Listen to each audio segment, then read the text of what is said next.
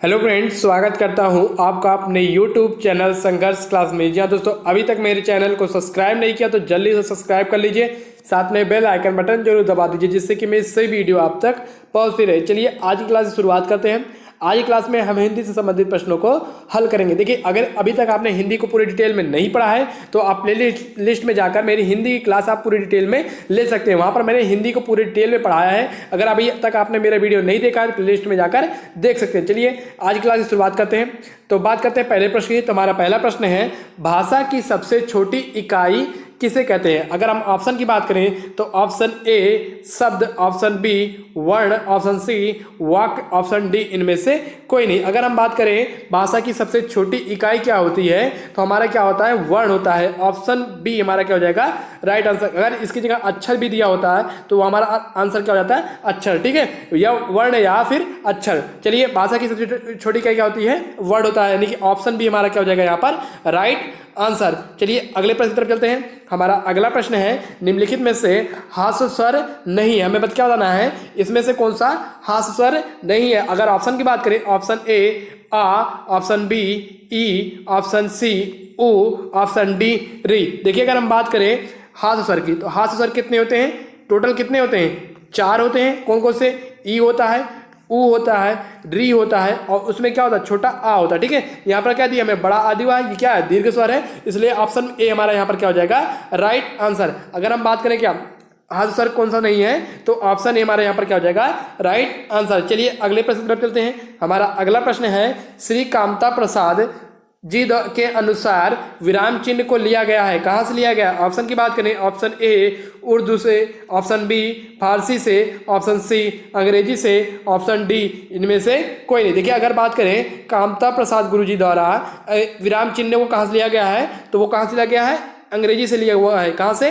अंग्रेजी से। तो ऑप्शन सी हमारा यहाँ पर क्या हो जाएगा, राइट आंसर। ठीक है, यहाँ पर नोट करके लिख लीजिए कि पूर्ण विराम को अंग्रेजी से नहीं लिया हुआ गया है। ठीक है, तो बाकी जितने भी हैं वो कितने कहाँ से लिए गए हैं, अंग्रेजी से लिए गए हैं। चलिए हमारा यहाँ पर क्या हो जाएगा, राइट आंसर कि कामता प्रसाद गुरुजी द्वारा विराम चिन्ह को कहाँ से लिया गया है, अंग्रेजी से लिया गया। ऑप्शन सी हमारा क्या हो जाएगा, राइट आंसर। चलिए अगले प्रश्न की तरफ चलते हैं। हमारा अगला प्रश्न है, अति उपसर्ग का अर्थ है। अगर ऑप्शन की बात करें, ऑप्शन ए पीछे, ऑप्शन बी और, ऑप्शन सी अधिक, ऑप्शन डी इनमें से कोई नहीं। देखिए, अति का अर्थ क्या होता है, अधिक, तो ऑप्शन सी हमारा यहाँ पर क्या हो जाएगा, राइट आंसर। चलिए अगले प्रश्न की तरफ चलते हैं। हमारा अगला प्रश्न है, दो भिन्न भाषाओं के मेल से बने शब्द को कहलाता है। ठीक है, दो भिन्न भाषाओं के मेल से बने शब्द को क्या कहते हैं या फिर क्या कहलाता है? ऑप्शन की बात करें, ऑप्शन ए देशज, ऑप्शन बी तद्भव, ऑप्शन सी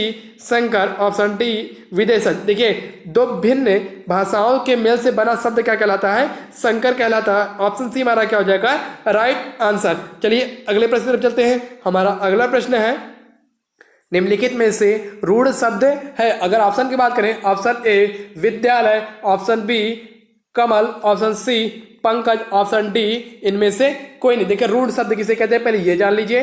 तो वे शब्द जिनका खंडन ना किया जा सके या फिर खंडन करने पर उसका कोई अर्थ ना निकले उन्हें क्या कहते हैं, रूढ़ शब्द कहते हैं। तो ऑप्शन बी हमारा यहाँ पर क्या हो जाएगा, राइट आंसर, यानी कि कमल हमारा क्या होगा, रूढ़ शब्द होगा। तो ऑप्शन बी हमारा क्या हो गया, राइट आंसर। चलिए अगले प्रश्न की तरफ चलते हैं। हमारा अगला प्रश्न है, निम्नलिखित में से स्त्रीलिंग शब्द नहीं है। हमें यहाँ पर बताना कौन सा स्त्रीलिंग शब्द नहीं है। अगर ऑप्शन की बात करें तो option A Devanagari, option B Telugu, option C पीपल, ऑप्शन डी यमुना। देखिए, अगर हम बात करें जितने भी भाषा बोली जितने भी भाषा हैं, बोली है या फिर लिपि है, क्या है, या फिर लिपि है या फिर हमारी जितनी नदियों के नाम है, जितने भी नदियों के नाम हैं वो सब क्या होते हैं, स्त्रीलिंग होते हैं। क्या होते हैं, स्त्रीलिंग होते हैं। तो यहाँ पर आप देखिए, देवनागरी एक लिपि है, तेलुगु एक भाषा है, यमुना हमारा क्या नदी है, ये तीनों हमारे क्या हो जाएंगे,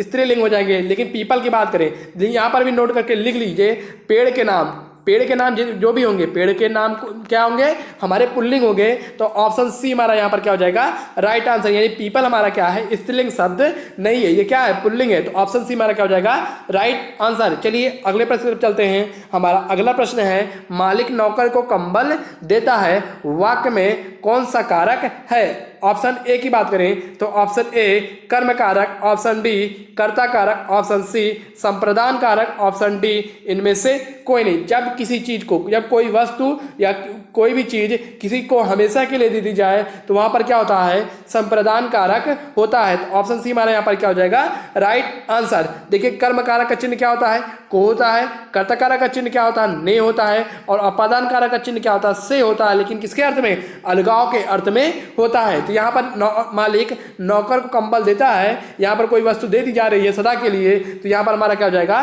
संप्रदान कारक होगा। ऑप्शन सी हमारा यहाँ पर क्या हो जाएगा, राइट आंसर। चलिए अगले प्रश्न पर चलते हैं। हमारा अगला प्रश्न है नमस्कार में कौन सी संधि है। अगर ऑप्शन की बात करें तो ऑप्शन ए स्वर संधि, ऑप्शन बी व्यंजन संधि, ऑप्शन सी विसर्ग संधि, ऑप्शन डी इनमें से कोई नहीं। अगर बात करें देखिए नमस्कार की, तो नमस्कार का जब संधि करेंगे तो क्या होगा, नमः धन क्या होता है, कार होता है, क्या होता है, कार होता है। ठीक है, जब इसका संधि विच्छेद करेंगे नमस्कार का तो नमः धनकार, यानी क्या विसर्ग लगेगा, और ये विसर्ग क्या होता है, विसर्ग का आधस्सा हो जाता है, क्या हो जाता है, आधस्सा हो जाता है। तो हमारा क्या हो जाएगा, नमस्कार विसर्ग यहाँ पर है तो यहाँ पर कौन संधि होगी, विसर्ग संधि होगी। तो ऑप्शन सी हमारा यहाँ पर क्या हो जाएगा, राइट आंसर। चलिए अगले प्रश्न चलते हैं। हमारा अगला प्रश्न है पवन में कौन सी संधि है। अगर ऑप्शन की बात करें ऑप्शन ए दीर्घ संधि, ऑप्शन बी अयादि संधि, ऑप्शन सी गुण संधि, ऑप्शन डी व्यंजन संधि। अगर देखिए बात करें दीर्घ संधि की, तो दीर्घ संधि कब होता है, जब बीच में कहीं पर बड़े आ की मात्रा या फिर बड़ी ई की मात्रा या फिर बड़ा ऊ की मात्रा, किसी शब्द के बीच में बड़े आ की या फिर बड़ी ई की या फिर बड़ा ऊ की मात्रा दिख जाए तो वहां पर क्या होता है, दीर्घ संधि होता है। ये ट्रिक होता है, आप समझ लीजिए। और कहीं पर बीच में ए की मात्रा या फिर ओ की मात्रा दिख जाए तो वहां पर क्या होता है, गुण संधि होता है। अगर अयादि संधि की बात करें, देखिए अयादि संधि आपको देखिए पवन में क्या होता है, पवन में अगर संधि विच्छेद करेंगे तो क्या होता है, पो धन अन होगा, क्या होगा, पो धन अन होगा।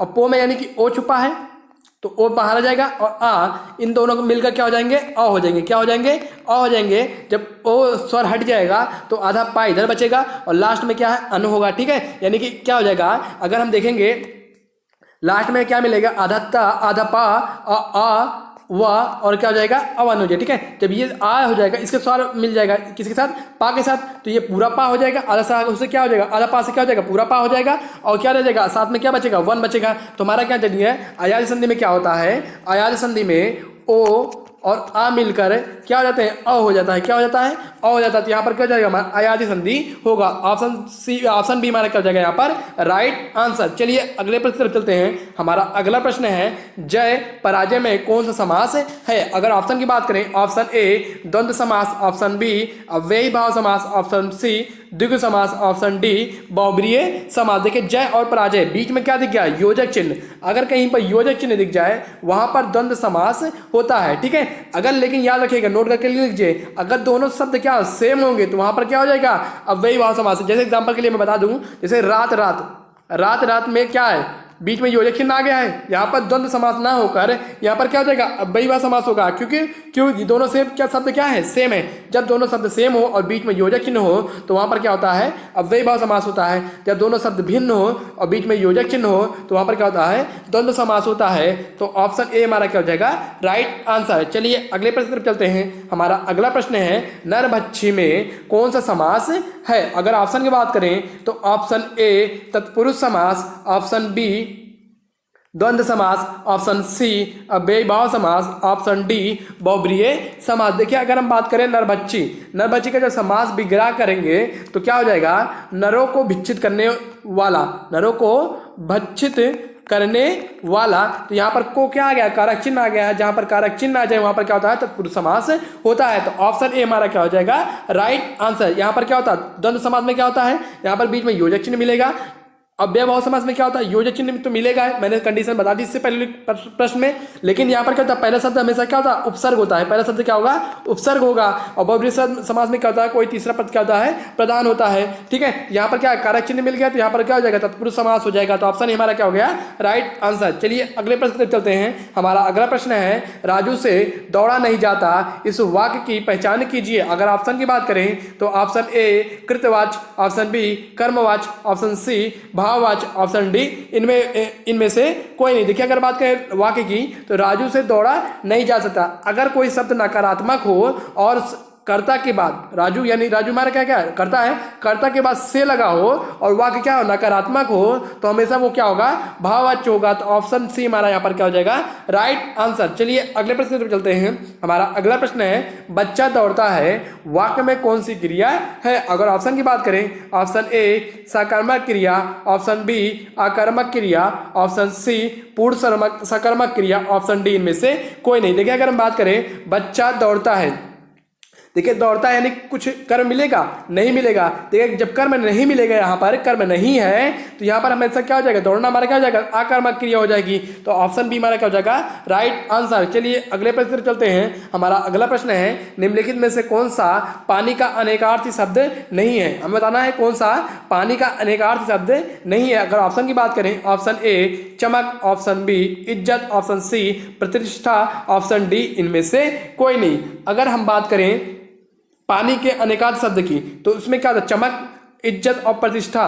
चमक, इज्जत और प्रतिष्ठा ये तीनों क्या है, पानी के अनेकार्थ शब्द हैं, लेकिन आँख हमारा पानी का अनेकार्थ शब्द नहीं है। तो ऑप्शन डी हमारा क्या हो जाएगा, राइट आंसर। चलिए अगले प्रश्न पर चलते हैं। हमारा अगला प्रश्न है, धनी का विलोम शब्द है। अगर ऑप्शन की बात करें, ऑप्शन ए धनहीन, ऑप्शन बी निर्धन, ऑप्शन सी अधनी, ऑप्शन डी इनमें से कोई नहीं। अगर धनी का विलोम शब्द की बात करें, तो धनी का विलोम शब्द क्या होता है, निर्धन होता है। तो ऑप्शन बी हमारा क्या हो जाएगा, राइट आंसर। चलिए अगले प्रश्न पर चलते हैं। हमारा अगला प्रश्न है, तुरंग का पर्यायवाची है। ऑप्शन की बात करें, ऑप्शन ए घोटक, ऑप्शन डी बाजी, ऑप्शन सी रविसूत, ऑप्शन डी उपयुक्त सभी। देखिए तुरंग की अगर पर्यायवाची की बात करें, तुरंग का पर्यायवाची घोटक होता है, तुरंग का पर्यायवाची बाजी होता है और तुरंग का पर्यायवाची रविसूत भी होता है। तो यानी कि ये तीनों ही क्या है, तुरंग के पर्यायवाची हैं। तो ऑप्शन डी हमारा क्या हो जाएगा, राइट आंसर, उपयुक्त सभी, यानी कि ये सभी। ठीक है, चलिए आगे चलते हैं। अगला प्रश्न हमारा क्या है, समुद्र मंथन का अर्थ है। अगर ऑप्शन की बात करें, ऑप्शन ए कठोर परिश्रम करना, ऑप्शन बी घोर तप करना, ऑप्शन सी प्रतिज्ञा करना, ऑप्शन डी इनमें से कोई नहीं। देखिए समुद्र मंथन का बात करें, अर्थ बात करें, तो क्या होता है, कठोर परिश्रम करना, यानी कि ऑप्शन ए हमारा क्या हो जाएगा यहाँ पर, राइट आंसर। चलिए अगले प्रश्न पर चलते हैं। हमारा अगला प्रश्न है, काम शब्द का तत्सम है।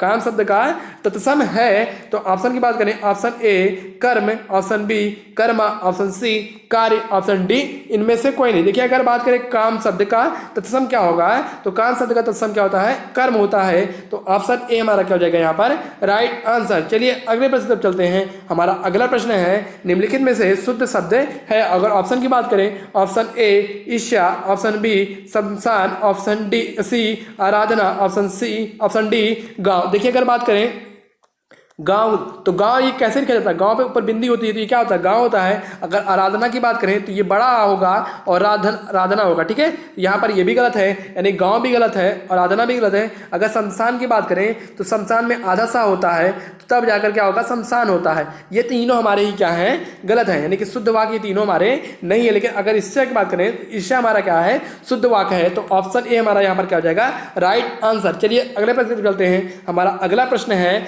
महादेवी वर्मा जी की रचना कौन सी नहीं है। महादेवी वर्मा जी की रचना कौन सी नहीं है। अगर ऑप्शन की बात करें, ऑप्शन ए पथ के साथी, ऑप्शन बी मेरा परिवार, ऑप्शन सी अतीत के चलचित्र, ऑप्शन डी पंचरत्न। देखिए अगर हम बात करें ऑप्शन ए की पथ के साथी और ऑप्शन बी मेरा परिवार, ऑप्शन सी अतीत के चलचित्र, ये तीनों ही तीनों हमारे क्या है, महादेवी वर्मा जी की रचना है। लेकिन अगर बात करें पंचरत्न की, तो पंचरत्न हमारी महादेवी वर्मा जी का नहीं है। तो ऑप्शन डी हमारे यहाँ पर क्या हो जाएगा, राइट आंसर। ठीक है, यानी महादेवी वर्मा जी की रचना कौन सी नहीं है, तो वो कौन सी नहीं है, पंचरत्न। ठीक है, ऑप्शन डी हमारा यहाँ पर क्या हो जाएगा, राइट आंसर। चलिए आज का वीडियो यहीं तक। अगर आपको वीडियो अच्छा लगा तो चैनल को लाइक कीजिए, सब्सक्राइब कीजिए और दोस्तों के साथ शेयर जरूर कीजिए।